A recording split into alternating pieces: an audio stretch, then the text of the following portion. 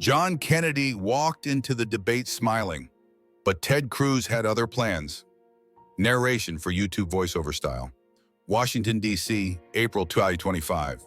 What was supposed to be a routine forum on youth leadership turned into one of the most unforgettable moments in Senate history. When Senator John Kennedy stepped onto that stage, he had no idea what Senator Ted Cruz had prepared for him. This wasn't just a debate. This was a dismantling. Televised, documented, and irreversible. The United States Capitol buzzed with the energy of an elite political summit. It was a cool afternoon, and the Kennedy Center Auditorium was packed for what had been billed as America's Future Youth in Power, a dialogue between rising conservative voices and established GOP leaders. Senator John Neely Kennedy, age 73 but known for his wit, charm, and homespun metaphors, had volunteered to open the discussion. Though seasoned, Kennedy often positioned himself as the everyman within the GOP, the guy with country wisdom and no patience for political elites.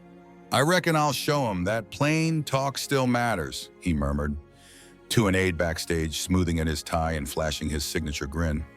What Kennedy didn't know was that his co-panelist, Senator Ted Cruz, had accepted the invitation specifically after learning Kennedy would be featured. Cruz wasn't interested in small talk. He came prepared to challenge not just rhetoric, but legacy. Moderator Dr. Sarah Chen, a constitutional law professor, introduced the segment. Today's theme, Young Leadership and Global Responsibility. Senator Kennedy, would you like to begin? Kennedy stood confidently. "Thank you, Professor Chen. I believe young leaders, and I'll count myself young in spirit, have the duty to challenge old ideas that no longer work, especially when those ideas are just dressed-up nonsense passed down from polished elites who've never met a payroll." He paused, turning his head slightly toward Cruz. "Young leaders should bring fresh solutions, not rebranded versions of old DC dogma. We see a lot of noise today in politics, but precious little wisdom." It was a subtle jab, but one the audience caught immediately. All eyes shifted to Cruz. Dr. Chen turned to the other side of the stage. "Senator Cruz, would you care to respond?" Cruz leaned forward at the table. He didn't smile. "Thank you, Professor. I always appreciate hearing folksy speeches from seasoned lawmakers. But there's a difference between sounding relatable and being honest." The word honest hung in the air like a trap snapping shut. Senator Kennedy speaks of challenging the status quo, but we should ask, who benefits from that challenge? The people or the politician's brand? Kennedy raised an eyebrow. The tension in the room spiked. Cruz reached for a folder on the desk beside him. He spoke with cool clarity. "Since we're discussing leadership and responsibility, allow me to share some numbers. Not opinions, but facts." He held up a document. "During your 3 terms, Senator Kennedy, over $2.3 million in donations have come from pharmaceutical and energy lobbies. In that time, Louisiana's rural hospitals have closed, energy jobs have dropped 18%, and your committee votes have consistently aligned, 93% of the time, with those same lobby interests." Kennedy's expression tensed. The crowd stirred. "You talk about challenging elites, Senator, but sometimes the man with the folksy jokes is the most protected of all." Cruz casually flipped to a second page in his folder, his voice steady, but every word landing like a hammer. "Let's go further. Literacy in your district has remained stagnant.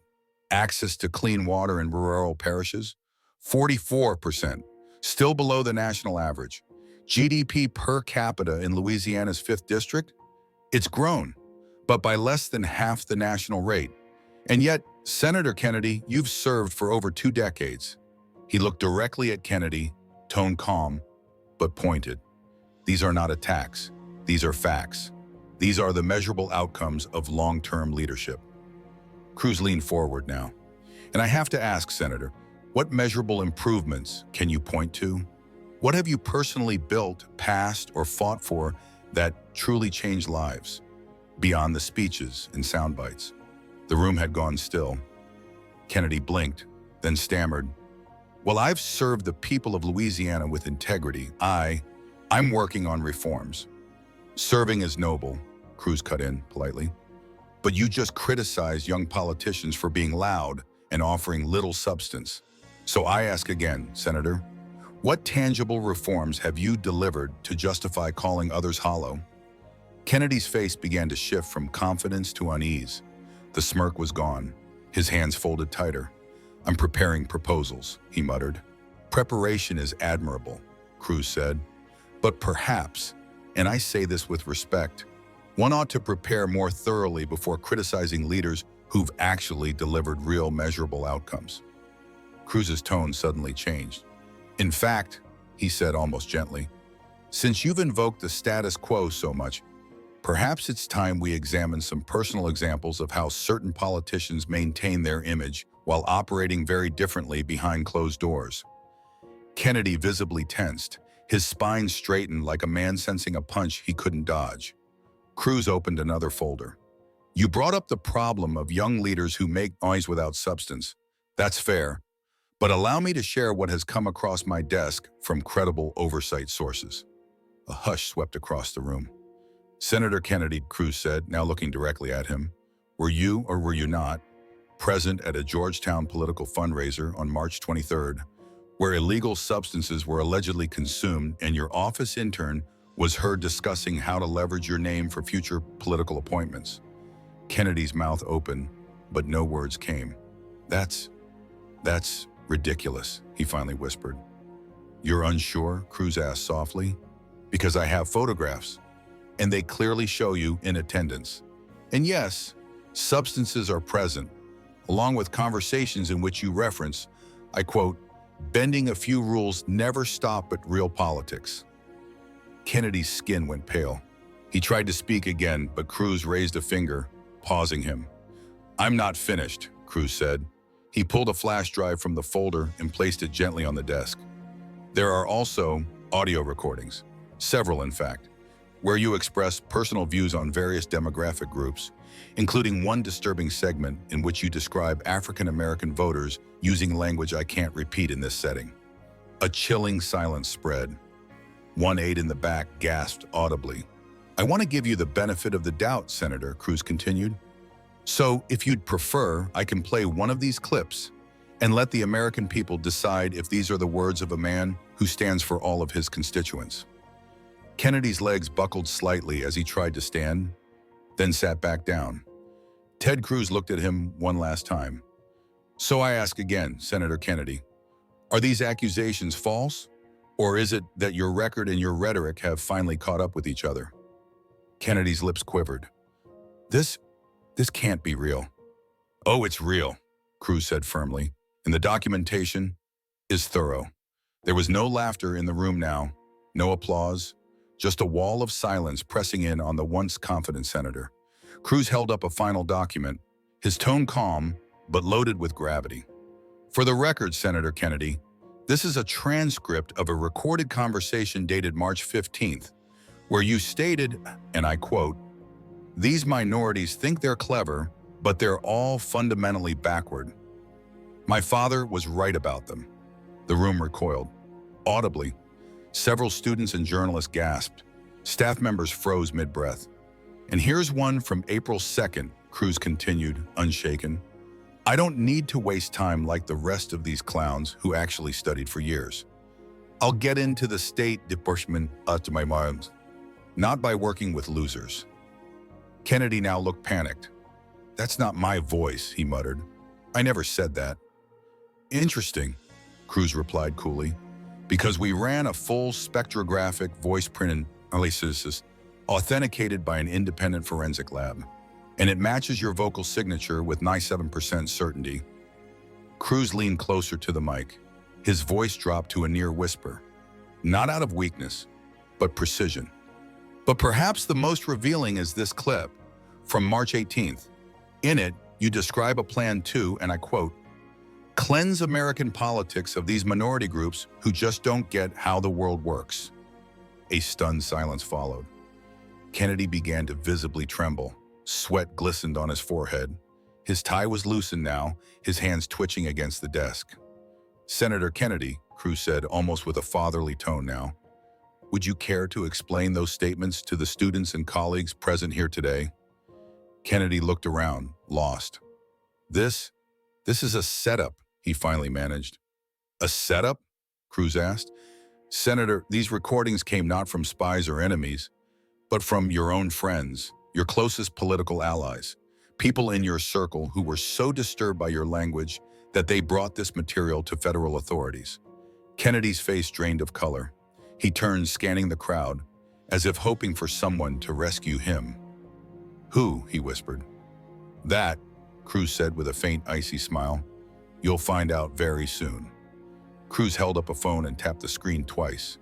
You've questioned the authenticity of the recordings, so why don't we let the audience judge? No, Kennedy shouted, stumbling to his feet. You can't do that. Why not? Cruz asked softly. If you didn't say it, then what's there to fear? Then, a click. Over the auditorium sound system, the voice began to play. These minorities, they're all the same. They act like they can lead, but deep down they know they're beneath us. Dad always said, they just complain and beg for favors. Several students stood in disbelief. Some turned away. Others had tears in their eyes. A visceral wave of disgust swept the room. Turn it off, Kennedy bellowed, rushing toward the sound booth. Moderator Dr. Chen quickly paused the audio. Senator Kennedy, please sit down. This is illegal, he yelled, hands shaking. You can't use that. This is a crime. Cruz remained perfectly composed, watching from his chair. Senator, the recordings were obtained legally through international cooperation, in coordination with U.S. security agencies, due to concerns over ideological extremism in potential federal appointees. Lies, Kennedy shouted, pacing erratically. All lies. Cruz didn't flinch. If they're lies, then why are you so rattled, Senator? Kennedy spun to face him. Because this will destroy everything, he blurted. The sentence echoed like a gunshot. There it was, an accidental confession, and everyone heard it. Aha, Cruz whispered, leaning back. So you confirm the recordings are real. Kennedy's face collapsed into sheer panic. No, I didn't. Senator, Cruz said sharply, perhaps it's time to stop lying and start taking responsibility for your words and your record. John Kennedy looked around. The faces once amused by his charm now stared in revulsion, betrayal, disbelief. He sat down, silent, crushed, defeated, exposed. Outside the chamber, within minutes, the recordings went viral. National headlines exploded. Ethics committees convened. Allies distanced themselves. Former supporters deleted tweets. Senator Ted Cruz walked out quietly. He didn't speak to cameras. He didn't gloat. But in that room, on that stage, he had delivered a masterclass in accountability. Senator Kennedy stood frozen, face pale, hands trembling. Then in a voice cracking with desperation, he blurted, "You don't understand. I'm a Kennedy. You can't treat me like this." The room collectively recoiled. Even those who had smiled at him earlier now turned away in visible disgust. The man who once strutted with Southern charm was now pacing in manic circles, his words unraveling. "You don't get it," he shouted. "My connections run deep. You'll all regret this." Senator Kennedy, Chen interjected gently from the moderators at table. "Please, calm down." "I won't calm down," he yelled. "This Texan, this—" He stopped short. Even he realized that the word that nearly left his lips would confirm the exact racial prejudice revealed in the recordings. Cruz, calm and composed, delivered the closing blow. "There's one last thing I'd like to share with the Senate and the public," he said. Kennedy snapped, "No, enough." Cruz didn't flinch. "The person who provided these recordings, someone very close to you, also submitted a statement explaining why they came forward." He looked straight into the camera. John Kennedy represents everything broken in privileged politics. He manipulates his family name to bypass merit, speaks in private with disturbing racial bias, and seeks power not to serve but to divide. America needs to know who he really is before it's too late. Kennedy stood completely still. The betrayal hit him like a physical blow. "Who?" he whispered.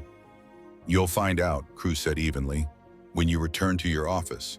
But I'll say this individual has much more evidence than what we've revealed today." Kennedy suddenly laughed, not the charming chuckle people knew, but a cold, hysterical, broken laugh. "You think you've destroyed me?" he snarled, eyes wild.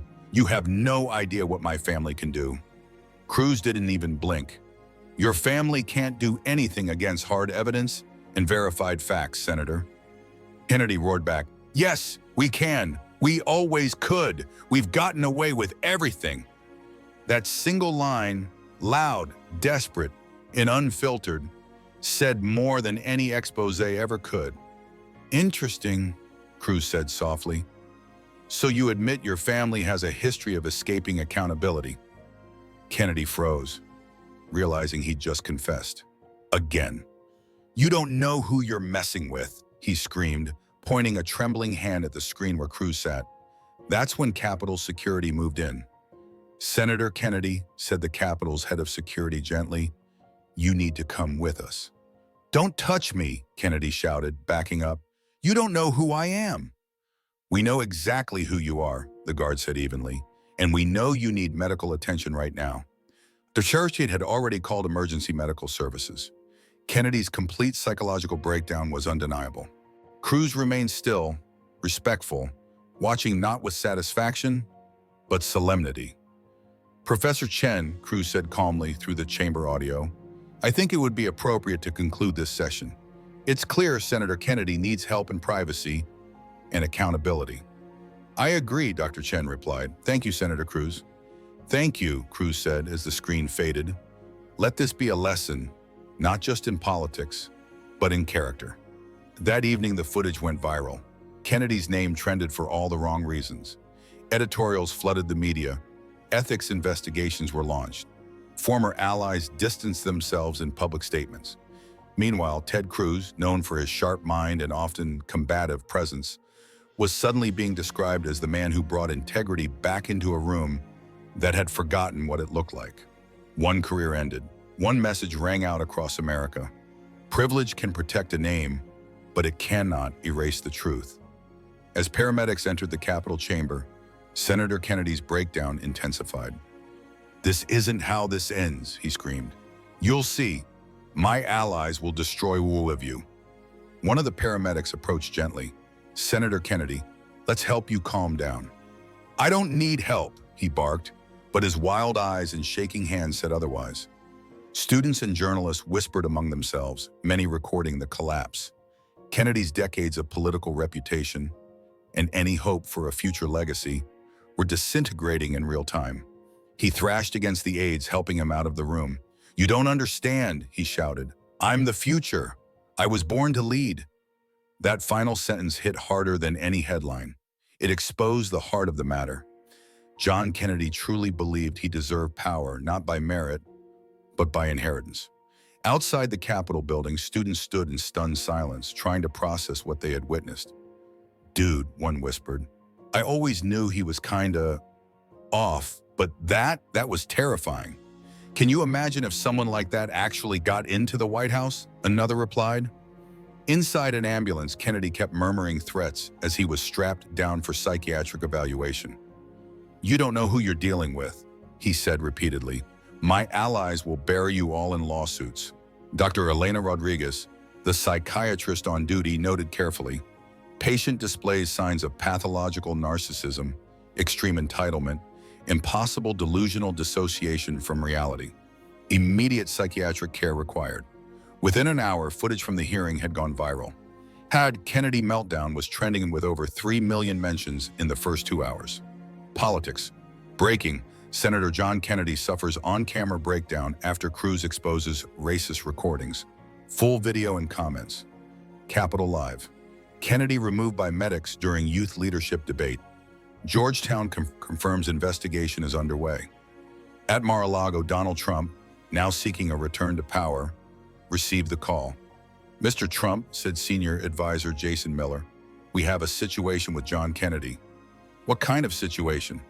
"Sir, he suffered a complete breakdown during a public event. Racist recordings, videos everywhere. He's been hospitalized." There was silence on the line. Long, measured, dangerous. "How bad are we talking?" Trump finally asked. "Sir, it's bad. He said your name, repeatedly. He claimed the family always finds a way out." Trump exploded. "Son of a..." Back at Georgetown, the university president had called an emergency board meeting. "We need to address this situation immediately.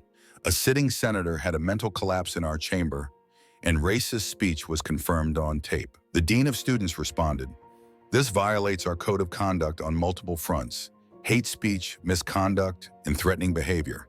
Another council member added bluntly, "He's no longer just a student, he's a national liability." As dawn broke over D.C., the public sentiment hardened. Neely Kennedy, the man who once charmed America with plain talk, had become a symbol of how unchecked privilege, racism, and entitlement could explode under the weight of truth. His final haunting words echoed not just through Georgetown's auditorium, but through a nation coming to terms with how power without humility turns corrosive. How the hell did this happen? Donald Trump paced furiously in the Mar-a-Lago conference room. How did Cruz get those recordings of Kennedy? "Mr. Trump," Jason Miller said carefully, "it appears someone very close to John, possibly his Senate aide, secretly recorded their conversations. It wasn't a foreign hack. It came from within." Who? Who? Trump snapped. "We're still confirming, sir, but it's someone he trusted completely." Trump's face darkened. He slammed his hand on the table. "And the media?" "All over it, sir," Miller said grimly.